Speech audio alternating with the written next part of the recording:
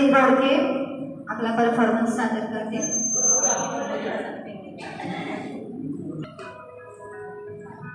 एहसान तेरा होगा मुझ पर दिल चाहता है ओ कहने दो मुझे तुमसे मोहब्बत हो गई है मुझे पलकों की छाँव में रहने दो। एहसान तेरा होगा मुझ पर दिल चाहता है ओ कहने दो मुझे तुमसे मोहब्बत हो गई है मुझे पलकों की छाँव में रहने दो। एहसान तेरा होगा मुझ पर।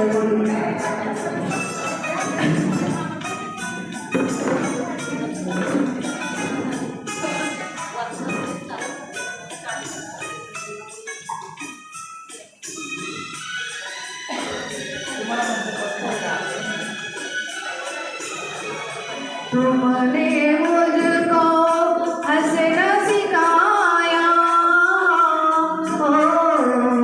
तुमने मुझको हंसना सिखाया रोने को रोने के अब रोने कहोगे रोने के अब आंसू का हमारे गम ना करो बहते हैं तो बहने दो मुझे तुमसे मोहब्बत हो गई है मुझे पलकों की छाँव में रहने दो। एहसान तेरा होगा मुझ पर।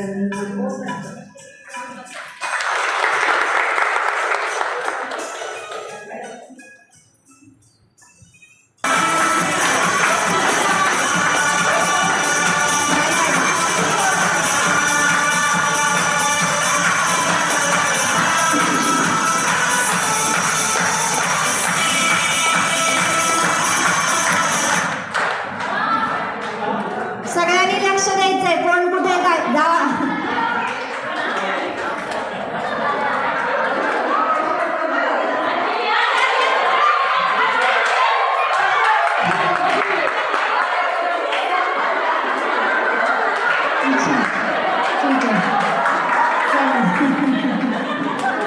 लक्ष द्या, कुठली खुर्ची रिकामी आहे, लक्ष द्या।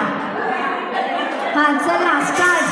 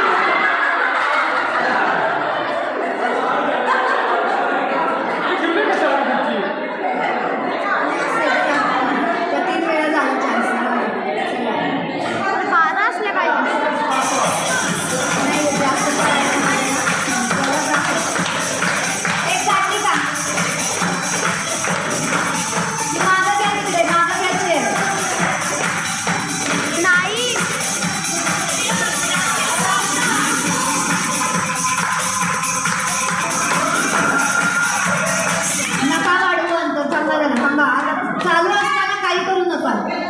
अरे तुम्ही का नाही ओके, एक मिनिट थांबा। आता एक हां काढा। हां चला एक मिनिट थांबा, थोडंसं खुर्चीकडे घ्या। चालवा खुर्ची थोडं।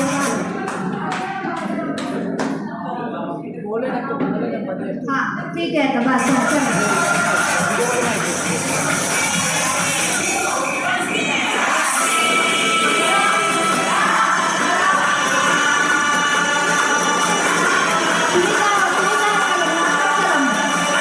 अजून एक खुर्ची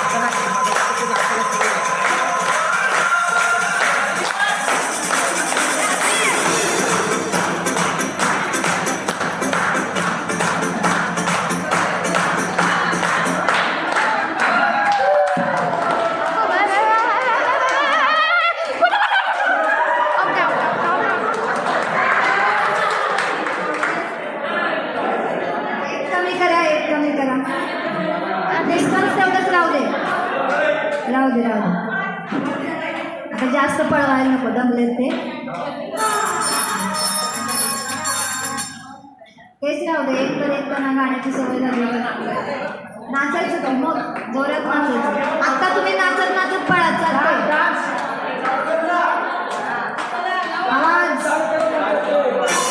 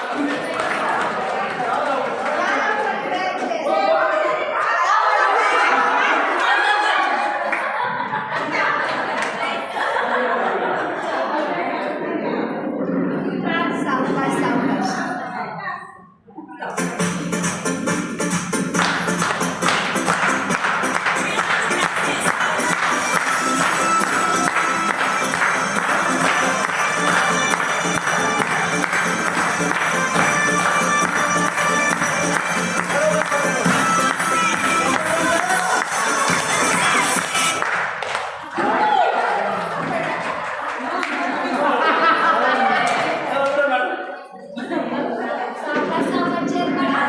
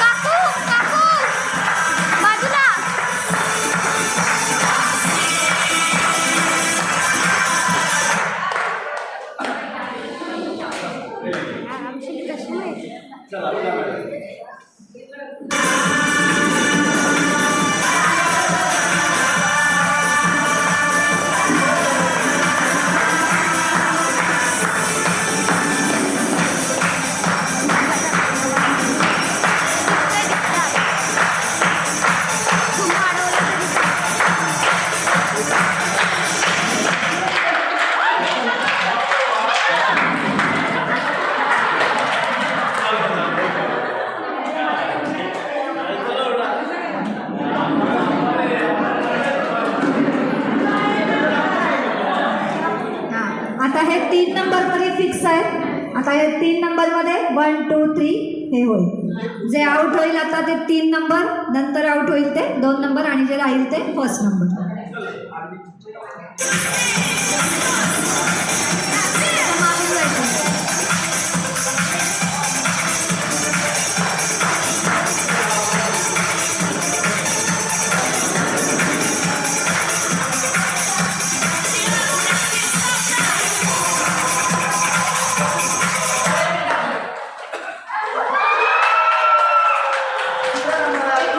त्यांचं नाव लिहून घ्या. भिसे ना, अंजली भिसे. हां, कोणाकडे काही नाही आली.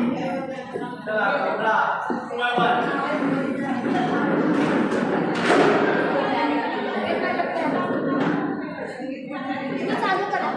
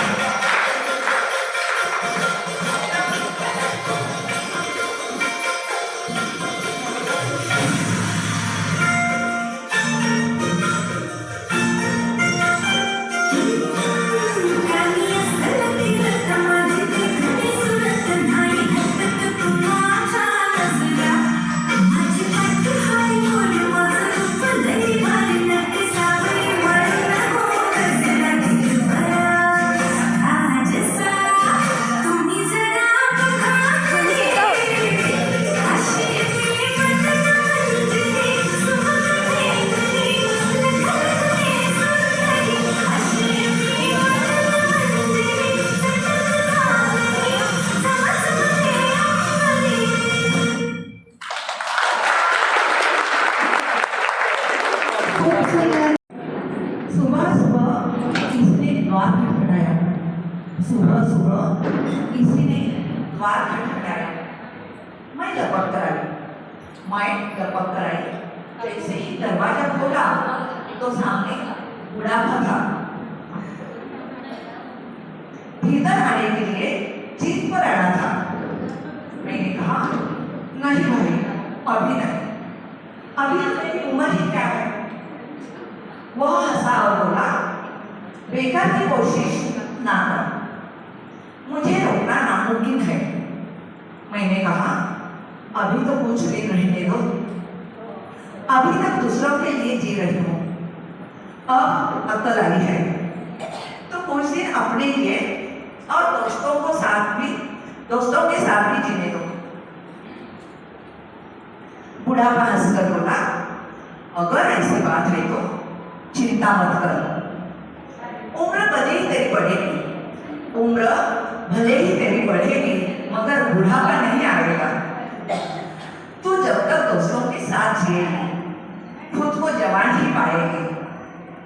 तो दोस्तों चलो आज से ही बढ़ती उम्र का लुत्फ उठाए और अपने बुढ़ापे को जवान बनाए।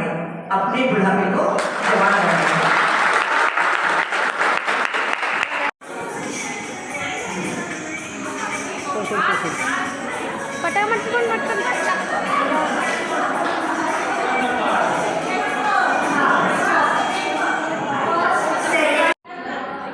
चालू करायचं फिरू.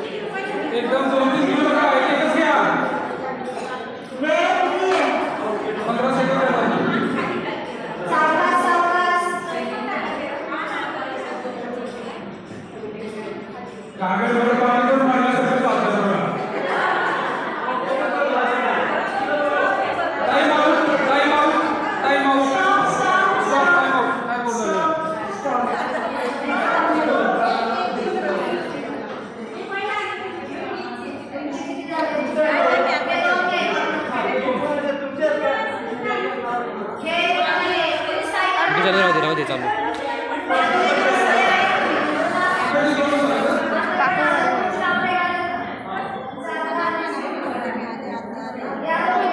झोपून जायचं वाटतंय ना.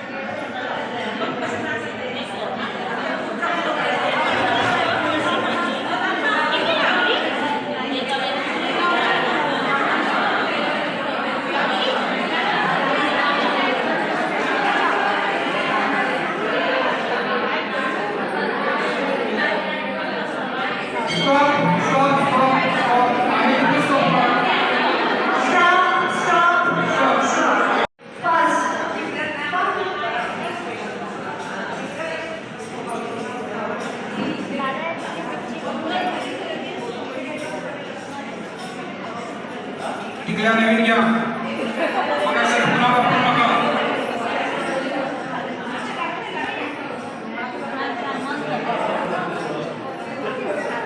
आपण काढलेली टिकल्या आपल्याच कपड्याला लावा शेजारच्या कपड्याला नका लावू fast fast fast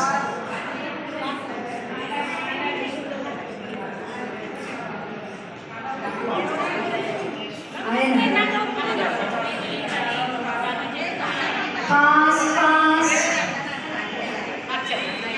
10 second 9 second 8 second 7 6 5 4 3 2 1 stop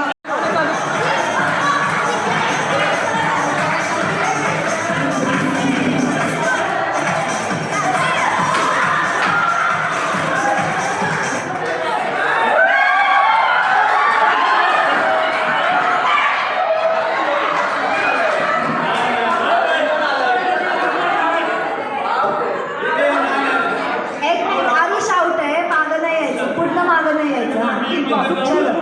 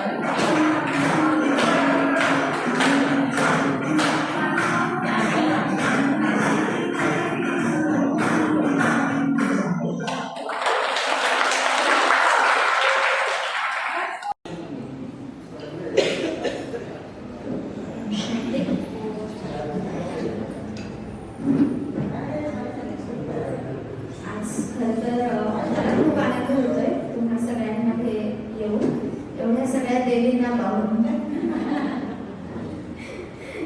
तर खूप सुंदर आहे की महिला दिवस साजरा केला जातो 8 मार्च 2025 या वर्षाची जी थीम आहे महिला दिवसाची, हा आंतरराष्ट्रीय महिला दिवस असतो. तर दरवर्षी थीम ठरवली जाते. यावर्षीची जी थीम आहे ती आहे ॲक्सिलरेट द ॲक्शन. अर्थात जसं गाडी चालवताना आपल्याला ॲक्सिलरेट करावं लागतं, बरोबर, तरच गाडी पुढे चालते. आणि ब्रेक दाबला तरी पण पुढे जायचं असेल तर पुन्हा ॲक्सिलरेट करावं लागतं, तर गाडी पुढे चालते. तसंच वर्षात अनेक दिवस येतात, जसं नवीन वर्षाचा पहिला दिवस असेल, दिवाळीचा दिवस असेल, गुढीपाडव्याचा दिवस असेल, महिला दिवस असेल किंवा आपला वाढदिवस असेल. असे अनेक दिवस येतात की त्या दिवशी आपण काहीतरी नवीन ठरवतो. 5-6 दिवस तर नक्कीच असतात असे की आपण काहीतरी नवीन ठरवतो आणि मग ते 1 दिवस, 2 दिवस, 5 दिवस, 1 आठवडा, 1 महिना चालताना पुन्हा विसरतो. पण तुम्ही ज्या विशेष करून या म्युझिकल एक्सरसाइजच्या माता आहेत सगळ्या, ज्या रेग्युलरली हे करतायत, त्यांना खरंच मनापासून दाद द्यावीशी वाटते की त्यांनी स्वतःच्या हेल्थच्या केअरसाठी खास रोज येणं हे खरंच खूप एखाद्या महिलेसाठी की जिला घरामध्ये सगळी जबाबदारी आहे पण स्वतःच्या हेल्थसाठी वेळ काढणं ही खूप मोठी गोष्ट आहे. आणि तुम्ही कधीतरी तो एक संकल्प ठरवला आणि त्यानंतर अनेक बाधा आल्या, पण तरी सुद्धा तुम्ही दृढतेने येत आहात, रोज स्वतःसाठी वेळ देत आहात, एक्सरसाइज करत आहात आणि ऍक्च्युली तुम्ही एक्सरसाइज करून खरंच सेवा पण करत आहात. कारण जर रेग्युलर एक्सरसाइजने आपली हेल्थ ठीक राहिली तर ऑटोमॅटिकली आपल्या कुटुंबाची हेल्थ ठीक राहिली आणि ऑटोमॅटिक स्वस्थ समाज निर्माण होईल, ज्यासाठी तुम्ही खरंच वेळ काढत आहात. तर ही मनापासून दाद देण्यासाठी गोष्ट आहे. तर ही एक ऍक्शन तुम्ही ऍक्सिलरेट केली आणि त्यासाठी अनेक ब्रेक्स आले. बऱ्याच जणांचे बरेच ब्रेक्स आले असतील.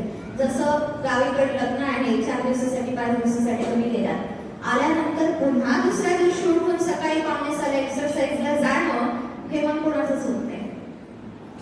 पण तरी सुद्धा पुन्हा तोच संकल्प, पुन्हा तेच येणं, तर ही खूप मोठी गोष्ट आहे. पण ही एक नवीन संकल्प तुम्ही जेव्हाही केला 1 वर्षापूर्वी, 2 वर्षापूर्वी, काही जण 5 वर्षांपासून करत आले, तर मग ती ऍक्सिलरेट झाली, ती ऍक्शन आणि त्या हेल्थची गाडी व्यवस्थित आहे. मग अशा अनेक गाड्या आपल्याला चालवायच्या आहेत. त्यासाठी एक एक ऍक्शन आपण जीवनामध्ये एक संकल्प जेव्हा ऍक्सिलरेट करू, अर्थात त्याला गतिमान करू आणि नुसतं गतिमान नाही तर कायम त्याला उमग उत्साहाचं, कसं गाडी एक पेट्रोल लागतं, ऍक्सिलरेट नुसतं होऊन चालत नाही, त्याच्यात पेट्रोल पण पाहिजे, बरोबर. तसंच उमग उत्साहाचं जेव्हा पेट्रोल देऊ तेव्हा ती ऍक्शन जी आहे ती आपल्या प्रत्यक्षात उतरेल. जसं फिजिकल हेल्थचं भाग म्हणून तुम्ही एक्सरसाइज करा, त्याचबरोबर आणि खास करून तुम्ही जे एक्सरसाइज करतात त्याचं खूप मोठं महत्त्व आहे की तुम्ही ईश्वराच्या गाण्यांमध्ये एक्सरसाइज करतात आणि त्याचे शब्द खूप एनर्जेटिक आहेत. ऍक्च्युली भारतीय संस्कृतीमध्येच संगीताला खूप महत्त्व आहे. त्याचं कारण हे आहे की संगीतामध्ये खूप जोश आहे, जुनून आहे, उमंग उत्साह आहे आणि शब्द ऊर्जावान आहे. आणि तेच त्याचाच भाग म्हणून जसं ईश्वरीय सुंदर गाणी, तसे भारतीय संस्कृती जर आपण पाहिली तर पूर्वीची संस्कृती अशी होती की सकाळी उठल्यापासून भजन कीर्तन सुरू व्हायचं. त्याचे शब्द खूप एनर्जेटिक, मनाला काही ना काही मेसेज देऊन जाणारे.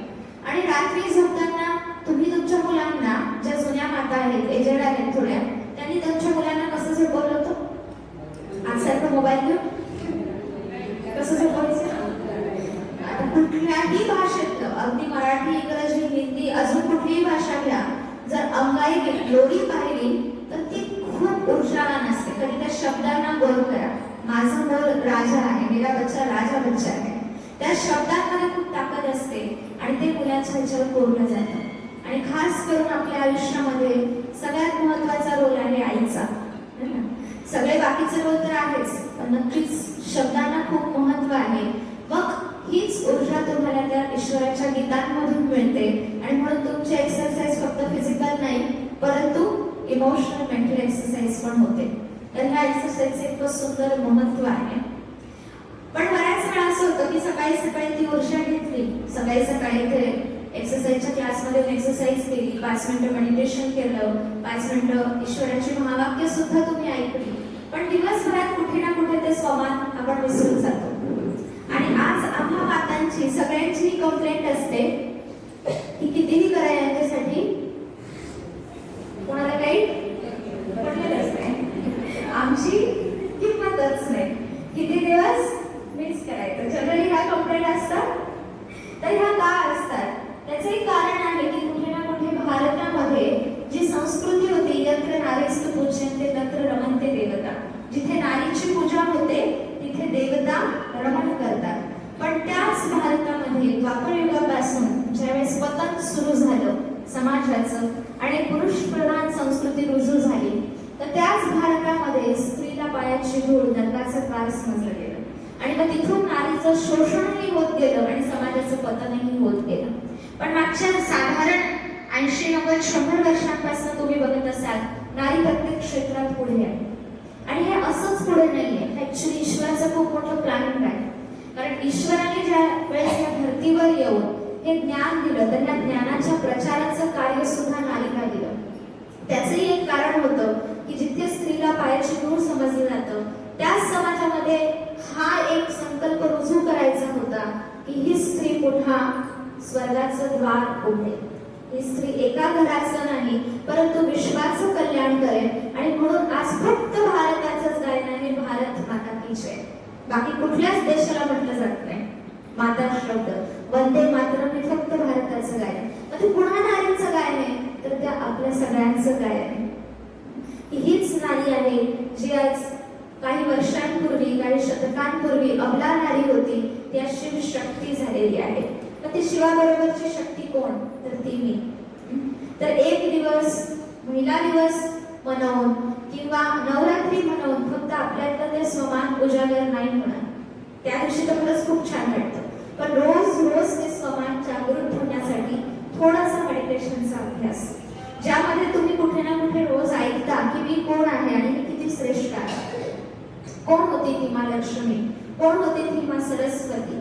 जर मी रोज स्वतः नवीन काहीतरी शिकण्याचा प्रयत्न करत असेल, माझ्या लाईफमध्ये जे पण होतं त्या चुकांमधून जर मी शिकत असेल, जे पण पास्ट इन्सिडेंट होतात ते, त्यातलं गिल्ट, त्यातलं राग, त्यातला द्वेष, त्या लोकांबद्दलचं काहीतरी निगेटिव्ह मत, हे सगळं ग्रहण न करता त्या सीनमधून मी काय शिकले हे जर मी शिकत असेल, तर मी माँ सरस्वती, विद्येची देवी.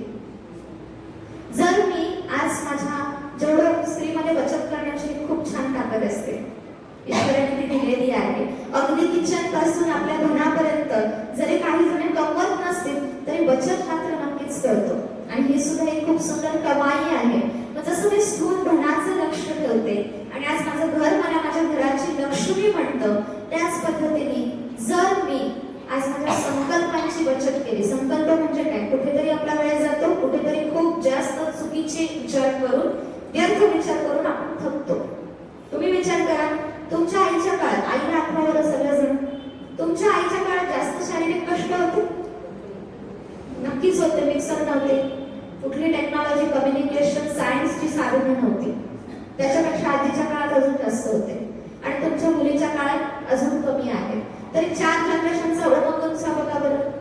आज तुमच्या मुली जर IT काम करत असतील तर 10 तास IT मध्ये एक असंच तुम्ही ऐका एकदम सायलेन्सली, माझा आवाज पोहोचेल. तर 10 तास IT मध्ये काम करून सुद्धा, IT मध्ये समजा AC मध्ये बसून सुद्धा त्याच्या वेळेस घरी येतात तेव्हा एक्झॉस्ट झालेले असतात. हा सगळ्यांचा अनुभव. म्हणजे हळूहळू ही उमंग उत्साह, एनर्जी, ताकद कमी होत चालली आहे, जबकि सायन्स आणि टेक्नॉलॉजीची साधनं जी आहेत ती वाढत चालली. याचं कारण काय? तर आपण मनाने थकतो आणि मनाचे संकल्प खूप व्यर्थ घालवतो. मग जर मी माझ्या संकल्पांची बचत करत असेल तर मी माँ खरी सरस्वती, मी माँ लक्ष्मी, की मला ते धन सुद्धा कळतं. फक्त स्थूल धन नाही, परंतु त्याचबरोबर समय, संकल्प, बोल हे सुद्धा धन आहे. तर त्या धनाची बचत केली तर मी लक्ष्मी. ते धन वाचवून योग्य ठिकाणी टाकलं तर मी लक्ष्मी. किंवा त्यांच्या वागणुकीचा. आता आजही ते माझ्याकडे येणार आहे आणि माझ्या घरामध्ये एक चांगलं शुभ कार्य आहे. आता मला कोणती शक्ती हवी? त्या शुभ कार्यावर फोकस करून त्यांना निग्लेक्ट करण्याची शक्ती, त्यांना सांभाळून घेण्याची शक्ती. कारण असं तर नाही करू शकत की त्या शुभ कार्यात त्यांना अवॉइड केलं, निमंत्रणच नाही दिलं, तसं तर नाही चालणार. मग मला शक्ती हवी त्यांना सांभाळून घेण्याची. मला शक्ती हवी त्यांनी जे बोललं ते तिथल्या तिथे सोडून देणं, सहन करणं आणि पुढे जाणं. माझी शक्ती कुठून आणू त्यावेळेस? कुठून आणणार? कुठल्या नातेवाईकांकडनं आणणार? कोणाला विचारणार? पतीला, मुलांना, सासू सासऱ्यांना कोणाकडनं आणणार? मग यावेळेस मदत करतो तो ईश्वर. हे डे टू डे लाईफचे एक्झाम्पल्स आहेत, बरोबर? आणि ह्या शक्ती आपल्या सगळ्यांना खूप आवश्यक आहे. तुम्ही विचार करा, एखाद्या आईला जर डिसिजन द्यायचा आहे जे मुलासाठी खूप टफ आहे, माहिती आहे की आता मुलाला खूप त्रास होईल, तरी सुद्धा जर ते द्यायचे त्याच्या भल्यासाठी, त्याच्या फ्युचरसाठी, तर तिच्यामध्ये किती शक्ती असली पाहिजे, जी शक्ती आपल्या मा जिजाऊंमध्ये होती. आणि म्हणून त्यांनी एक असा राजा घडवला जो शतकानुशतके आपण आठवण करतो. मग स्त्री शक्तीची दोन उदाहरणं, शक्तीचं म्हणू आणि एक मोहाचं म्हणू. मोहाचं म्हटलं तर गांधारीची पट्टी आठवते. एक विद्वत राणी, परंतु आपल्या तपस्येचं बळ देऊन सुद्धा शेवटच्या 100व्या पुत्राला सुद्धा वाचवू नाही शकते. मग का? त्याचं कारण की दोघांमध्ये हा सगळ्यात मोठा अंतर, की एकाकडे होती प्रेमाची शक्ती माझी जाऊ आणि एकीकडे होतो तो मोह, अटॅचमेंट. मग ह्यातलं अंतर कळून घेण्यासाठी आपल्याला ईश्वराचं गायडन्स लागतं. ही छोटीशी रेखा, प्रेम आणि मोहातलं अंतर कळून घेण्यासाठी आपल्याला ईश्वराचं गायडन्स लागतं. पण आज आपण सगळेजण ईश्वराला भक्त बनून आठवण करतो. भक्त म्हणून म्हणजे काय? तर जेव्हा सगळी दारं बंद होतात ना, तेव्हा एक भक्त ईश्वराकडे जातो की तो वरचा आहे ना. पण जेव्हा त्याला आपण जाणून घेतो ना, तेव्हा आपण भक्त नसतो, तेव्हा आपण त्याचे खरे मुलं असतो. आणि मुलं म्हणजे काय? सगळ्यात पहिलं दार माझ्या आई वडिलांचं. तुमच्या मुलांना काही पाहिजे असेल, सगळ्यात पहिले कुठे येतात? तो आईकडेच येतात ना, कसे जरांकडे जातात. मग आपल्या सगळ्यांना द्रौपदीची हरणाचा प्रसंग माहितीये, बरोबर? ज्यामध्ये असं दाखवलंय ते काही राजदरबारात झालं तो माहितीये. पण त्याच्यानंतर असं होतं की द्रौपदी खूप चिडलेली असते आणि ती तिच्या क्रोधाग्नीने दार कक्षाचं लावून घेते. ते दार भीमाने सुद्धा उघडत नाही. पांडवांना टेन्शन येतं की हात क्रोधाग्नीमध्ये काही करून न घे, जीवाचं बरं वाईट. मग ते माधवाकडे येतात. माधवांच्या एका आवाजाने द्रौपदी दार उघडते, पण ती खूप रोषामध्ये असते त्या प्रसंगामुळे. माधव तिला शांत करतात आणि विचारतात, सखी काय झालं, काय इतका त्रास करून घेते? त्यावेळेस द्रौपदी म्हणते, हरी तू माझी इतकी परीक्षा का बघितलीस? त्यावेळेस माधव जे उत्तर देतात ते आपल्या सगळ्यांना शिकण्यासारखं आहे. माधव उत्तर देतात, सखी तू विचार कर, तू कधी बोलवलंस? तू तुझ्या 5 पती, राजगुरु कोणीच नाही ऐकलं, मग राजा आणि सगळ्यात शेवटी तू मला बोलव. आणि मी तर तयार होतो ग की तू कधी बोलवशील आणि कधी मी धावून येईल. मग तशी द्रौपदी आपण नको बनूया की सगळ्यात शेवटी ईश्वर आठवेल, पण त्याच्याशी इतकं चांगलं स्ट्रॉंग कनेक्शन ठेवूया की सगळ्यात पहिले तो आठवेल कुठल्याही देहधारी व्यक्तींशिवाय. कारण आज आपण सगळेजण अनुभवित, कितीही प्रेम करणारा नवरा असेल, कितीही प्रेम करणारे आई वडील, सासू सासरे किंवा मुलं असतील, एनी टाइम एनीवेअर, कुठल्याही वेळी आणि कधीही प्रत्येक वेळेस ते आपल्यासाठी अवेलेबल नसतात. हा फॅक्ट आहे जीवनाचा. आणि म्हणून अशा वेळेस आपण परमात्म्याला आपल्या जीवनात सामील करणं आवश्यक आहे. आणि त्यासाठी भगवान के लिए घर छोड़ना कोई बड़ी बात नहीं है. भगवान को अपने घर का एक सदस्य बनाना बहुत बड़ी बात है. आणि ते सदस्य बनवायचं कसं आहे हे ब्रह्माकुमारीज मध्ये शिकवलं जातं. आमच्याकडे आम्ही सरेंडर बहिणी फक्त सेंटरमध्ये 2च आहे की जे स्वतःच्या चॉईसने समर्पित झालोय ईश्वरीय सेवेसाठी. पण बाकी येणारे जेवढे आहेत 200च्या वर, ते तुमच्यासारखे सगळे घरगृह असतात. आपलं घर, परिवार, मुलं सगळं काही सांभाळून करणार आहे. त्याचं एक मूर्तिमंत उदाहरण तुम्ही ज्योती वाडेकरजी बघता, बरोबर? हे सगळं काही सांभाळून करणार. मग ही एनर्जी एवढी येते कुठून? तुम्ही सकाळी फक्त 6 वाजता बघता, आम्ही दुपारी 3ला पण बघतो की त्याच 3च्या भर उन्हामध्ये एक हॉस्पिटलमध्ये जाऊन तिथल्या नर्सेसला ज्ञान सांगणं, त्यानंतर पुन्हा एका ठिकाणी जाणं आणि घरचं सगळं करणं. बरं, ह्या ज्ञानमार्गात आल्यावरती घरातले रिच्युअल सोडले का नाही? तिथले सगळे पूजा पाठ, हरतालिकेची पूजा असेल, काय जे असेल ते सगळं करणं, मुलासाठी सगळं करणं.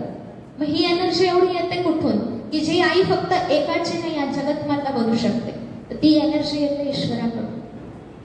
आणि ती एनर्जी कशी येते ह्याची विधी आहे मेडिटेशन. तर आपण लास्टला 2 मिनिट मेडिटेशन करूया, परमात्म्याची खूप मनापासून आठवण करूया.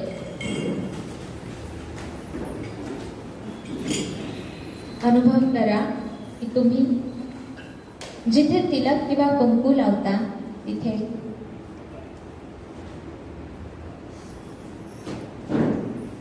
आपलं लक्ष केंद्रित करत आहात. 2 डोळ्यांच्या मध्ये तुम्ही जसा आकाशात एक चमकीला तारा चमकतो तसा एक दिव्य प्रकाश पुंज सितारा आहात. स्वीकार करा, मी शांतीचा सितारा आहे.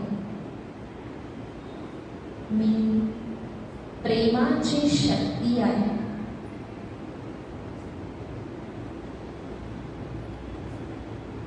आता अनुभव करा की तुमच्या मस्तकावर एक सफेद दिव्य प्रकाश पुंज चमकत आहे, सूर्याप्रमाणे.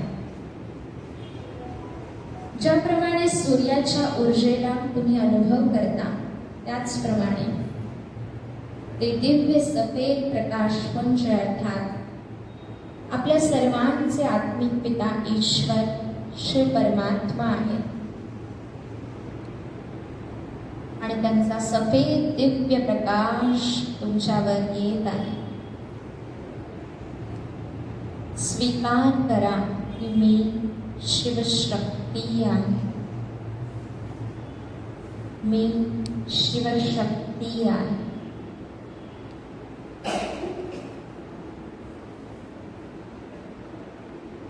माझ्या जीवनामध्ये परमात्म्याचं सत्य ज्ञान ग्रहण करून समजच्या ज्ञानाच्या शक्तीच्या आधारे प्रत्येक घटनेतून शिकून अभ्यास करून पुढे जाणारी मीच ती माँ सरस्वती आहे. परमात्म्याने जसं मला माझ्या घराच्या लक्ष्मीचा रोल दिलाय त्याचप्रमाणे जे अगूढ खजाने ईश्वराने दिले, जसं की माझी संकल्प शक्ती, माझे बोल, माझे कर्म,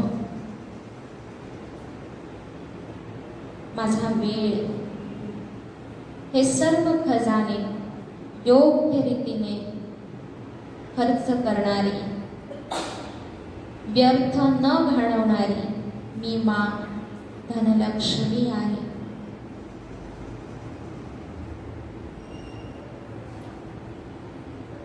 माझ्या आतल्या दुर्गुणांचा विनाश करणारी मी शक्तिशाली दुर्गा आहे.